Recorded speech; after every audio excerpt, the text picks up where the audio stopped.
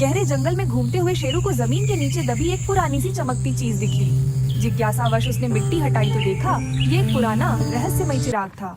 जैसे ही शेरू ने उसे हाथ में उठाया और सफाई के लिए रगड़ा, धड़ाम! अचानक तेज रोशनी हुई और एक अजीबोगरीब धुआंधार आकृति उभरने लगी। जीन! एक विशाल जिन्न उसके सामने प्रकट हुआ।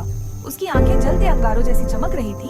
उसने गहरी आवाज में कहा, मैं जीन, बताओ तुम्हारी क्या इच्छा है?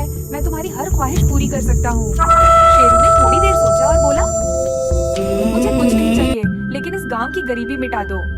जिन्न मुस्कुराया और बोला, जैसी तुम्हारी इच्छा। जिन्न ने हवा में हाथ घुमाया और देखते ही देखते गांव के सारे कच्चे मकान महलों में बदल गए।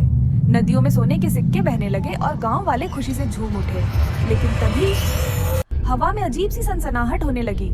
अचानक गांव के लोग जमीन पर गिरने लगे। उनकी आंखें सफेद हो गईं और वे धीरे धीरे पत्थर में बदलने लगे। शेरू ने घबराकर जिन्न से पूछा, ये क्या हो रहा है? जिन्न जोर से हंसा और बोला, हर इच्छा की कीमत चुकानी पड़ती है। तुमने इनकी गरीबी मिटाने को कहा, मैंने मिटा दी। लेकिन अब ये कभी भूख प्यास महसूस नहीं करेंगे, क्योंकि अब ये जिंदा नहीं रहेंगे। शेरू ने डर से चिराग फेंक दिया, लेकिन बहुत देर हो चुकी थी। पूरा गांव एक सुनसान पत्थरों का खंडहर बन चुका था।